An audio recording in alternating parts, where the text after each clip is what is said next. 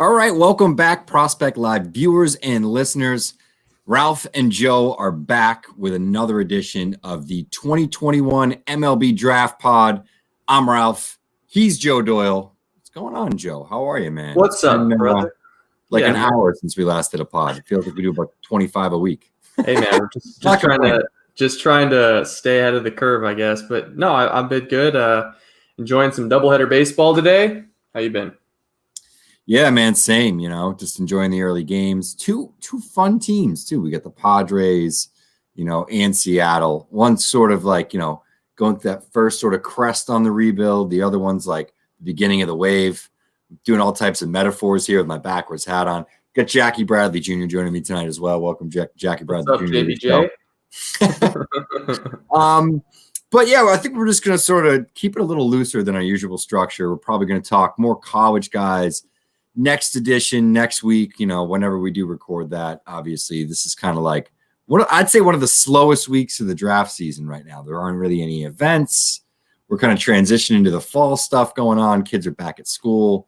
There's been some fall ball workouts. Maybe I haven't seen a ton coming out of there.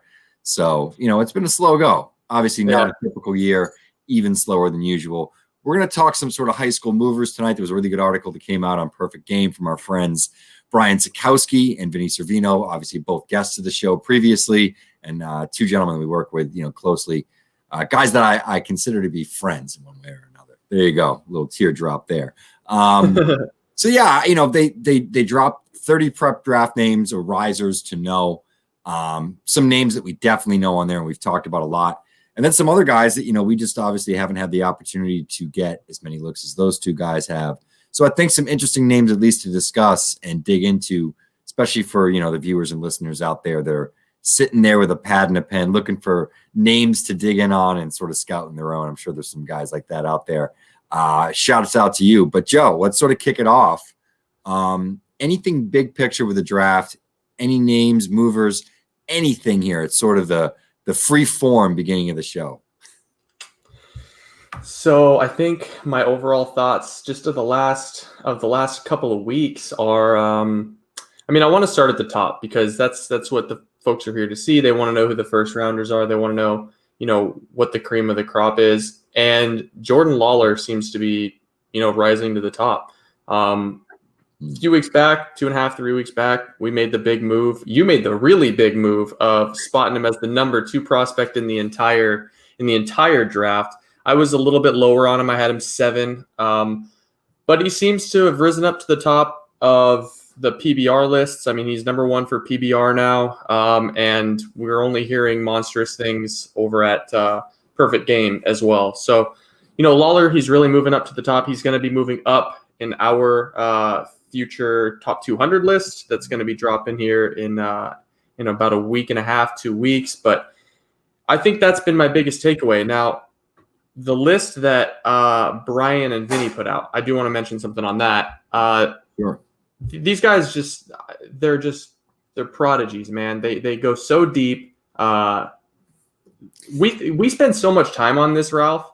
I put in hours and hours each week, and it amazes me that these guys can continue to drop lists with guys that I've just never heard of. Like, there's 2 or 3 guys on this list I've never heard of, and then you go and you dig into the tape and you just say, how do so many of these premier kids get by us and we don't see them? So big shout out to Brian and Vinnie for putting that list out. I mean, more eyes on more kids.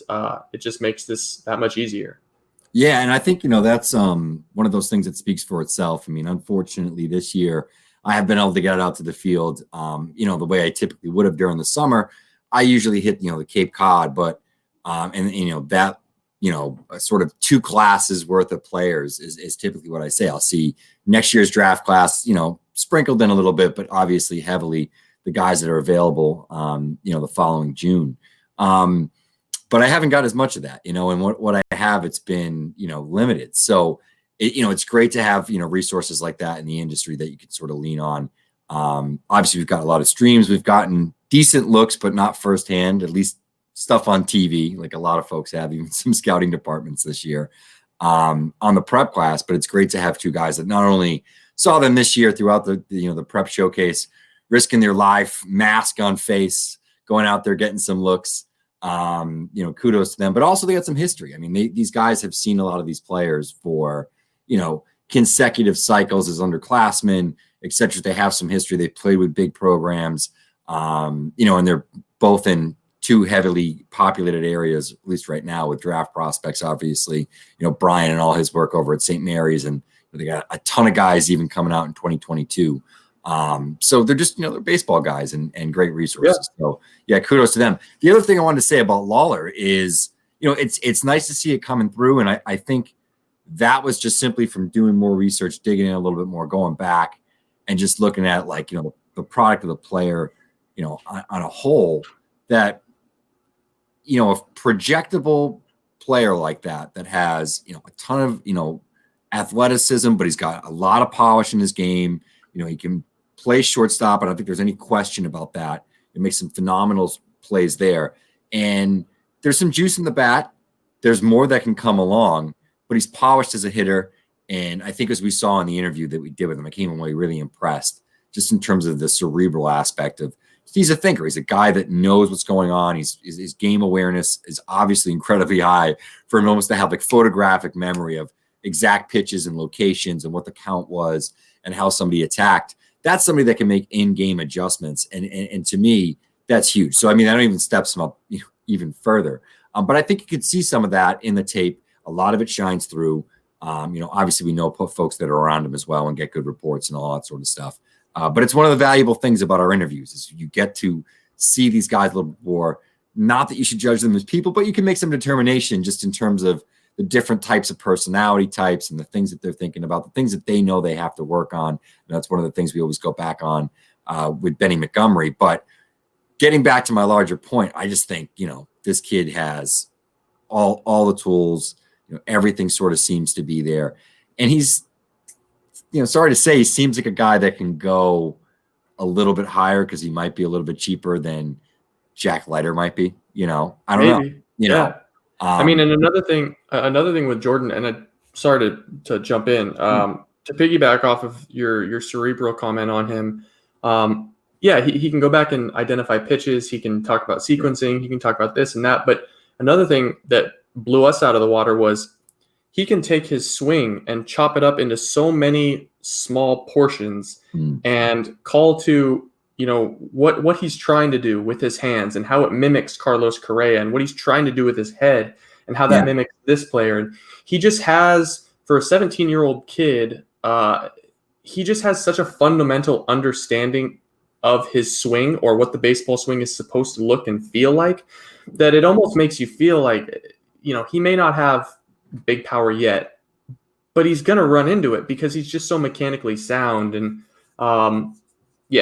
and then, the last thing, the frame is just, it might be my favorite frame in the class at 6'2", 200. And it's just the broadest shoulder, the high, broad shoulders. You just think he's going to fill out really well. The frame reminds me a little bit. I was going back and kind of trying to compare him to someone because I realized he calls himself, he's trying to do these Carlos Correa things. He's built a lot like Tim Anderson was built when he was coming out of high school, 9 or 10 years ago. Just tall, stout, broad shoulders. And honestly, the offensive kind of profile is very similar to what Anderson was because he was always going to be like a 55 hit, 45 power guy. But I'd say Lawlar is even more advanced on the defensive side to where Tim Anderson was 9 or 10 years ago. So really exciting prospect. I think it's going to be difficult for him to pass some of these guys that are in the top 2, 3, or 4, just because it seems like there's a small tier after Judd Fabian, and then it's Lawlar for me. But we'll see. I mean, Carlos Correa was like the number 4 or 5 ranked guy when he was drafted, and he went number 1. So. Yeah, and I don't think, looking back, that it was an awful pick either, right? So I don't think so. Worked out. Well, and I, for me, as much as I like Judd Fabian, I was beating this drum last summer when I saw him. He's just a phenomenal all-around player. Long-term value-wise, like a right fielder with power, but not like elite double plus power.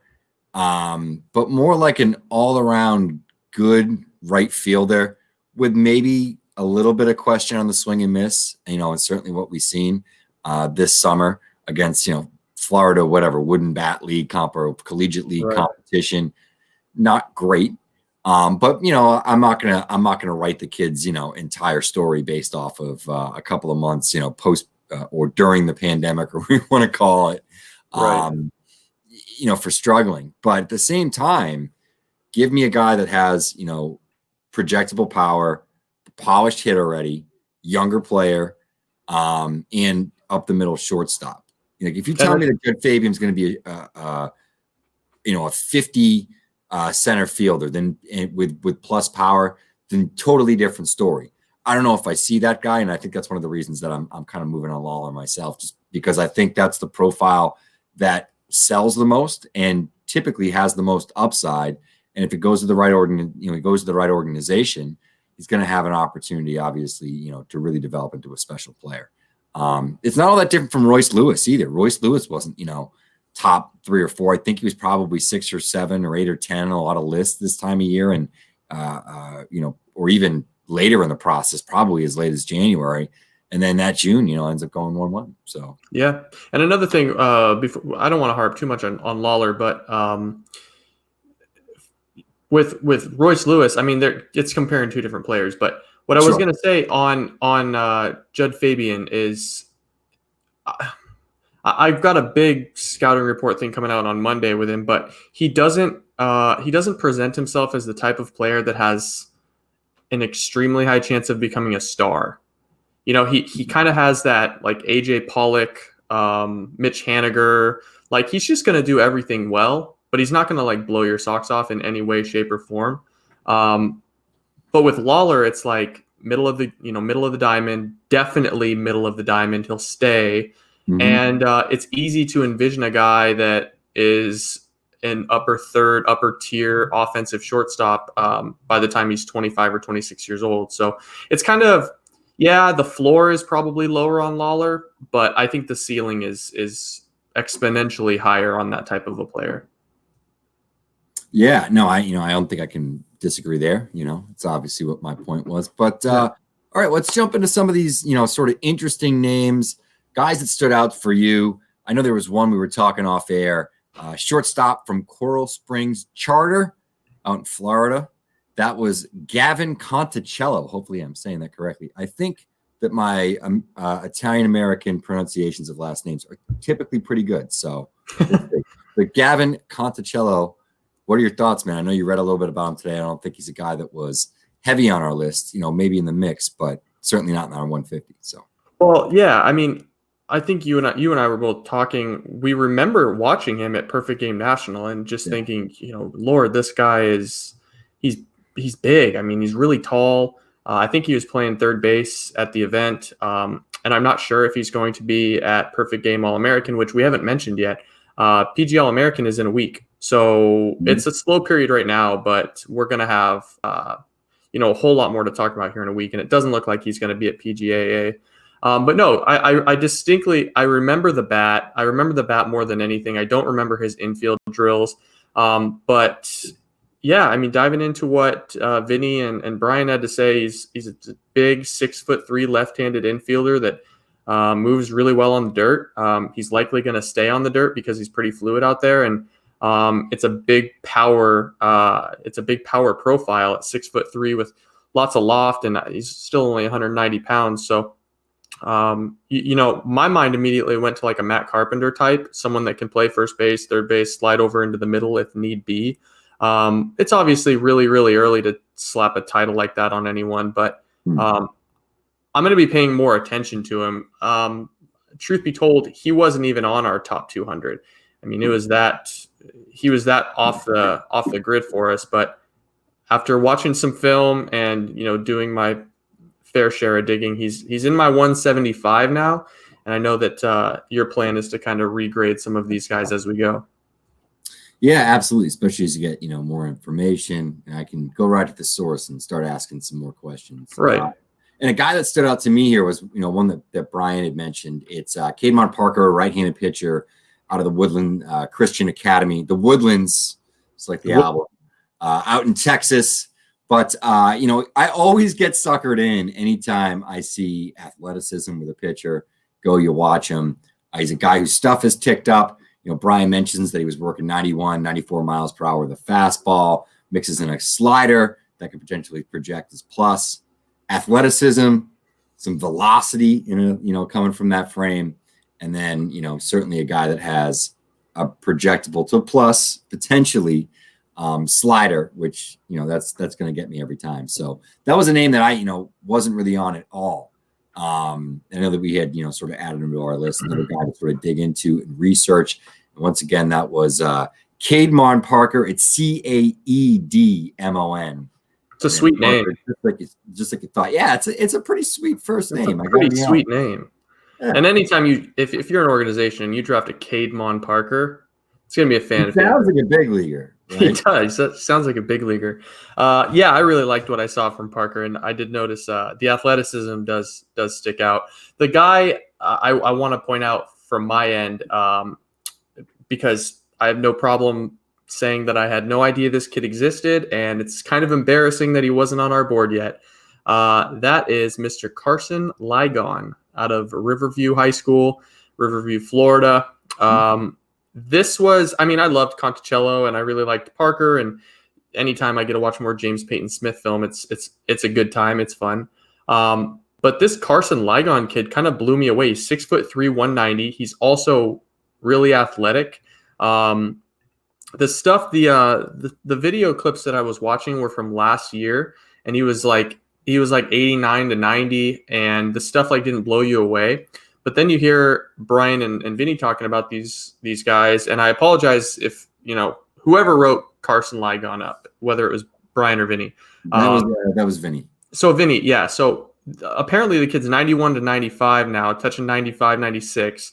It's a good breaking ball with already what he's saying is a potential for a 55, 60 changeup.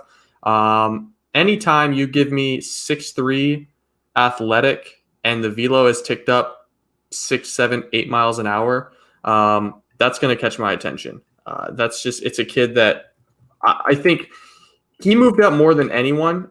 He went from unranked, of course, outside of our top 250, all the way up into my top 150. So that says a lot about kind of the respect that I put on this kid's name. He is currently committed to the University of Miami, and he's the number 26th ranked right-handed pitcher in the country, according to Perfect Game. So this is going to be a kid that I'm certainly watching. He's another one that's not a PGAA, but certainly left an impression on me today. Yeah, I think they got some new video of him up on the PG site as well. So go and check that out if you can. Yeah, no, he's a real interesting pitcher. You know, pretty good frame too. Not super tall, but at least it doesn't seem it. 6'3". But yeah, it seems like, you know, it's a pretty broad frame, you know, the type that could certainly add some sort of like, you know, strong, like, you know, muscle mass, long-term, that kind of a frame. Of course, Vinnie giving shots out to two guys that he's been incredibly high on, one being Khalil Watson, really beating the drum on that, from Wake Forest High School in North Carolina, not the college. And then Joe Mack, straight out of Williamsville East in New York. We got to talk about Joe Mack a little bit. Yeah, I was going to say we probably should. That's why I was leading into Joe. Come on, it's called the segue.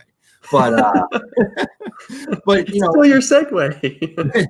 Vinnie has said Mack probably is second best catcher in the class, and relatively close to, you know, Ian Muller. So I think that's an interesting point that he made there. The more I dig into Mack, the more I like the bat, the more I like the skills. I don't claim to be a catching expert by any way, shape, or form, but he looks pretty good back there as well. But I'm a big fan of the bat. So talk to me about Joe Mack. They even rhymed. Well, it's a great first name. I'm going to start with that. No, Joe, we had him number 3 or 4, so we weren't too far behind. We liked Carter Jensen a little bit more. I like Carter Jensen from the events, and I think Jackson Baumeister got quite a bit of love from us. But the thing about Mack that we had from right out of the gates is the kid he's strong as hell. The power is very, very real. It's power to pull side. It's power to opposite field. It's power to extreme opposite field. He's been barreling balls up all summer. I mean, I guess the reason that we didn't have him as high as like Jensen and Mahler and Baumeister and Melendez in terms of like talking about him was the pop times. In the two events that I had seen him, he was never one of the, premier pop guys. And so I probably don't think he registered for us as like a pure catcher. And I still think there's questions as to whether or not he's going to end up at catcher. But everyone, including Perfect Game and some other publications, are sold that this kid is the second best catcher, if not more, prep catcher in this class. And it seems like he's in the conversation to go top 40, top 50 in this class, depending on how much you believe in the bat. Kind of a little bit of a Tyler Soderstrom feel from last year. Yeah. It's they're not the same player, but I think it's sort of the same train of thought that sort of brings you to the conclusion of this guy's a talented player. Even if, and we've seen plenty of catchers that were prep catchers that moved off the position, made it at other positions. The bat is for real, and I think that's what says it more than anything else. Is because usually if a guy's a catcher, he's probably one of the stronger defenders in his hometown, playing for his travel ball team. But once they get up, they have the athleticism and skills typically to transfer to other positions, whether that be third base, whether that be an outfield position. I mean, you'll even look at a guy like Bryce Harper, was obviously technically a prep catcher as well. So it's not unheard of, and it's probably a more successful path if he does end up moving off of catcher. We know the history with prep catchers, probably the toughest position draft-wise, to develop, especially early in the draft. There's been very few guys that have hit. The last one that, really, really, really hit was obviously another Joe Mauer. Mm-hmm. Yeah, and another thing that these prep catchers have against them is it's so incredibly hard to stake your value at that position in terms of draft value, because you have to be valued by an organization that has patience. You have to be valued by an organization that's willing to make the slow play. You look at these guys like Tyler Stevenson and Will Banfield, and it's a 5-year commitment. So if the bat plays, I'm always a huge proponent of drafting up the middle. Like it doesn't. That's why I love the Rays model so much. If you go shortstop, if you go center field, if you go catcher, these guys are playing up the middle for a reason, and they can move all over the diamond, and they'll make it work. So I got nothing but love for this kid. Yeah, it's not foolproof, but more often than not, I think that's totally true. Another name I wanted to sort of dig into a little bit here as well, that maybe I hadn't been as up on, and I don't know if we've actually mentioned him previously. I know there was a report, when area code games was going on, there was sort of one of the PG regional events right down the road from me. It's where I caught 2023 superstar Thomas White. Some of that video is coming up soon. But Dennis Colleran, a right-handed pitcher from North Attleboro, Massachusetts, not too far from my hometown, only about 25 minutes from me. He's a guy that took a huge step forward. I think he was maybe 15th or 16th in PG's Massachusetts rankings sort of coming into the season. And, he's catapulted his way up there, probably within the conversation, not with Josh Baez, but certainly with Thomas White's high school teammate, Jonathan Santucci. I think Colleran is probably around there, working 94 and 96, up to 97 miles per hour. Power slider, kind of a fun operation. I think he's a Northeastern commit of all places, but they've had some homes. Aaron Zavali shot out.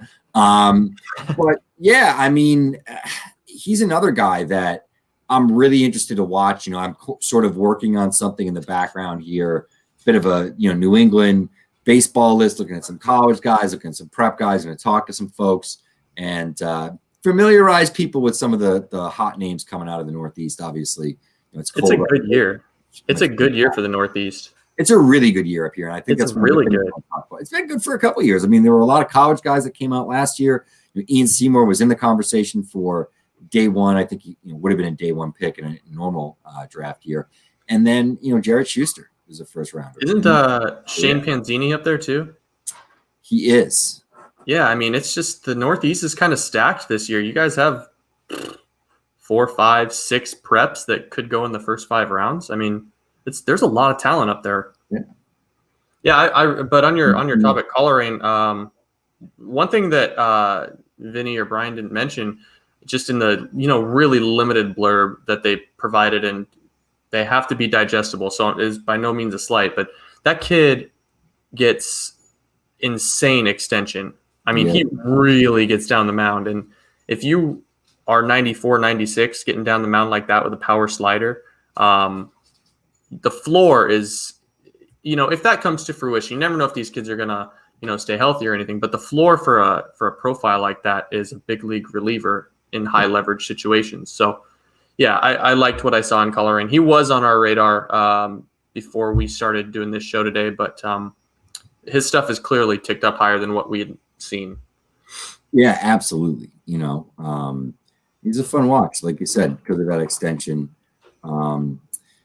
Another name that had stuck out to me was Will Taylor, who I believe was already on our list prior to today. Yeah. Am I correct about this? Yeah. Okay. So out of South Carolina. He's a 2-sport guy. He's a football player. Hopefully that's not too much of an issue. Another, 80 runner, incredibly athletic, good contact guy, sort of that profile, needs to get into a little bit more power. That's actually what Brian mentions in his write-up. I think he's spot on. Maybe take another look at Will Taylor. And he's a fun name, and certainly a guy who does add some mass, add some power, could take a big step forward over the next year. Yeah, he reminds me of Enrique Bradfield from last year. Just kind of has that build that, impact at the plate will probably come once he's 20 or 21, starts growing into his man muscles a little bit. But yeah, he's the video of him running down balls in center field is pretty crazy, and getting up the line. You had to go and search for it at the Perfect Game site to get some of those looks. But yeah, he's another good player, and speed kills. Speed will always get you. It'll always get you recognized. Yeah, and these are some guys that maybe weren't necessarily very highly ranked. A couple of these guys, they weren't top 100 even prep guys, and they're seeing themselves obviously boost into that sort of region, that sort of territory, and it's fun. I mean, especially in a year like this, where one of the few things we did get was prep events. So we talked about this, I think, a little bit with Jim Cowis, but that's one of the things that we sort of have a benefit of, is having some of these looks, having some of this information still available to us. And, thank God that a lot of these kids that didn't get a high school season did get an opportunity to really sort of, work out, get ready, prepare for some of these events, and come out and show well, and get their name out there, raise their stock. Good for them. Well, let me bring up a couple of guys here that have been on everyone's radar. They're by no means mystery guys, if you will. Thatcher Hurd out of Miracosta, California. We've had him. I think we had him in the 150 to 170 range. Took a deeper look at him. Really liked the stuff. I mean, it feels so cliche to say, "Oh, I really like the stuff," after the article is already posted. But yeah, right. Yeah, but no, I mean, he's got some great stuff. Then you got your normal, Maddox Bruns is talked about in here. Joshua Baez. You got your James Wood. The interesting thing that I want to kind of talk to you about a little bit here was James Wood.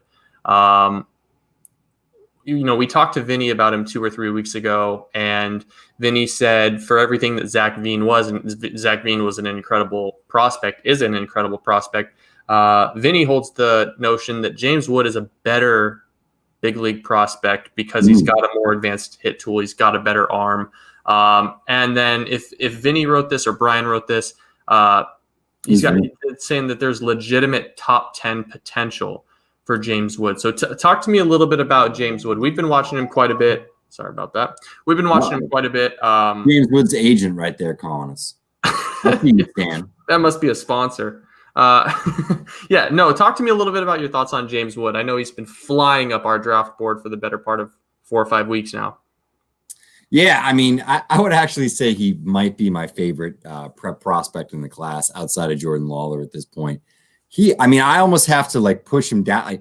I would love to put him top 5. I think he's incredible. 6'6", He's got a good hit tool. One of the more unique things about him is he's got big power, but he's relatively short to the ball, which is not something you typically say about a guy that's 6'4" plus. Aaron Judge is an excellent big guy for excellent hitter for a guy that size, similar size. And he's a lefty. I wouldn't say he's short to the ball. Well, exactly. Judge is a righty, and then Wood being a lefty on top of it. It's a little bit. And he's a plus runner. And he's a plus runner. Got a good arm. Similar to probably Judge in that sense, where he's a great athlete at 6'6". He's almost like somebody that would have been or could be a defensive end, right? He's like a superhero. Yeah, like one of those like super crazy athletic pass rushers that's just built like Mr. Incredible, and runs like a borderline sprinter. Like he's one of those guys. Not that he's a sprinter, but it's sort of that baseline of athleticism and skills and tools. And he's just a really exciting player. I was coming out of Maryland. He's going to be in an IMG team. We should probably do an entire episode on that IMG team, because as far as we know, they just got Ricky Tiedemann as well. Is head in there? Yeah, he's and not going JUCO. He then reclassified again. He's going to IMG instead, doing a PG year, and then going back into the draft. And Elijah Green is moving into IMG as well. So, yeah, man. I think Drake Varnado goes there too. I could be getting my shortstop wrong there. I hope for myself that coronavirus gone. I know, just for me, I'm not selfish, but I can travel next spring and I can go down and visit my mother-in-law with my family, because she lives about 20 minutes, not even, away from the IMG campus. And if I catch that during that like Boris Classic or whatever they have there, I'm going to get so many looks at these guys firsthand. And I'm like really excited about it. So everyone wear a mask, make sure that we can get down there so I can get you good video from the IMG Academy. I'm excited about IMG Academy, man. Dude, how can you not? It's got to be the best. It's got to be the best prep program, the best academy in the country. Collection of talent this year. It's just unreal, Yeah. The only thing that it kind of has me a little like skeptical is not even the word, but like what I'm watching is James Wood is so advanced for where he is right now. Yeah, he's hitting balls like Vlad hit balls in the big league, like Vladimir Guerrero Sr. He's hitting balls at his eyes. He's hitting balls out of his shoelaces. The hit tool is like, it's insane, but it's almost to the point where you're like, okay, let me watch this approach. Let me make sure that when he's facing Chase Petty and when he's facing Chase Burns and Painter and, Jackson Jobe, he's not swinging out of his shoes and swinging at balls in the dirt. That's my only question on him, because he checks every single box. It's just he's hitting pitches 400 feet that you're not supposed to be hitting. And it's just fun. It's so fun. Lumberjack pow, man. He's got power in that bat. It's true, But yeah, I think, just the operation, the setup, there is some approach there. But I know he struggled a little bit at area code games, if I remember correctly. But yeah, it was 2 for 11. Like 3 days before that. So I don't know. We need a reason to knock guys. I don't want to overreact to it. The guy who hit in every other event, struggling a little bit at one particular event. But we got the All-American game coming up relatively soon, no? Yeah, it's on the 4th, which is like a week from today. Just about a week away. Next weekend. So that's going to be huge. That's going to be huge. We've been so locked in on our top 40 or 50. I don't think the high school guys have moved all that much. But it's gonna give you and I the opportunity to watch Marcelo Meyer and Tyree Reed and just these dudes that are going to be facing off against the best of the best. So, and we had no college ball, so we're extra familiar with the prep guys this year. We are of events. We've had access that we wouldn't have had, honestly, in some regards, had there not been a pandemic. So there you go. All right, Joe, 35 minutes. So we wrap this sucker up on a nice little neat bow. I think we touched on all the high points. We hyped up our friends. We didn't give away all the names on the list. No, but we didn't talk about Malachi Knight or Max DeBeck either. We'll save that for enough. You've talked about Malachi Knight and Max DeBeck enough. And they're both on the list. Do a Northeast, Pacific Northwest, undiscovered gems episode where we talk about these two areas of the country that aren't necessarily hotbeds, but maybe they are. And one more thing we can point out, Ralph, is we are officially 1 month out from what will essentially be mock draft version 1.0. The season ends on the 27th, and I'm sure we'll have something going at that point, and that'll be some good content. Give me the draft order, baby. That's all I really care about. And it looks like it's going to take. It looks like our respective teams might both be jockeying for a position at the top of the draft in Boston and Seattle. So that should only add a little bit more. I only cheer for Boston to do bad so I can get better prospects locally to me in the affiliated, the local affiliates. So yeah, I have plenty of them around me. I want to take advantage of that. I'm going to have a park down the road for me, about 15 minutes away in a year. Let's take advantage of it. I'm always thinking about myself here, Joe. I think about video. I just think about video. You have to sleep video. It's all in 2020. You have to. What you gotta do. All right, Joe. Well, thank you, listeners. Thank you, viewers, for tuning in to us for another week. Joe, thanks for joining me, and everyone out there, be safe.